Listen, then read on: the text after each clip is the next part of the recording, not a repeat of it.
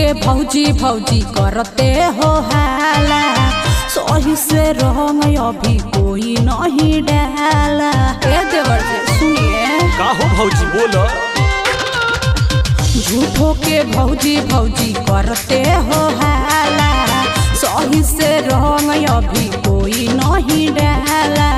अरे तो अब की याद रखबू। देवर तो काहे बनते हो रंग डरवा। असो उठल बाड़ी ओ असो उठल बाड़ी, असो उठल बाड़ी भौजी हमार डार सह बार बार यारवा। असो उठल बाड़ी भौजी हमार डार सह बार बार यारवा।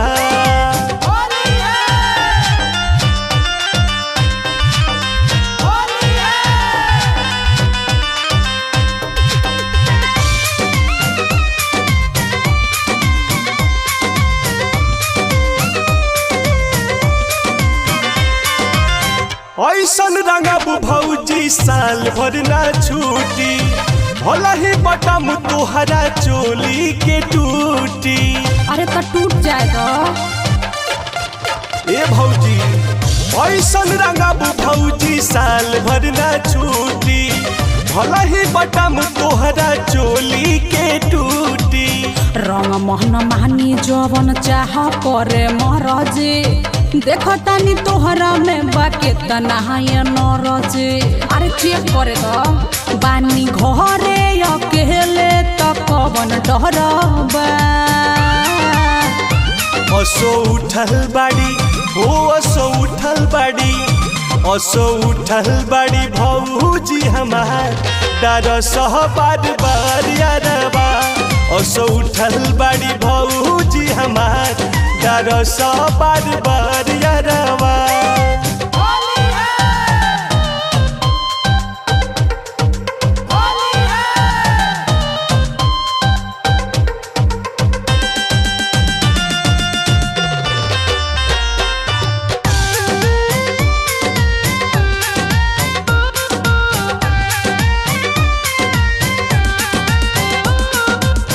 घुंघटा उठावा भौजी खोल सब सारी, हमनी के रंग अब जा तो है पारा पारी। अरे क्या सबको ठाह लगा देम। जनलू घुंघटा उठावा भौजी खोल सब सारी, हमनी के रंग अब जा तो है पारा पारी। मने में अपना कोनो राखो ना खोट हो, होली में जवानी हमर सही सब चोट हो। बुझे कि नहीं अब हाली से डारो सब भैया के सरवा। असो उठल बाड़ी ओ असो उठल बाड़ी, असो उठल बाड़ी भौजी हमार डार सह बार बार यारवा।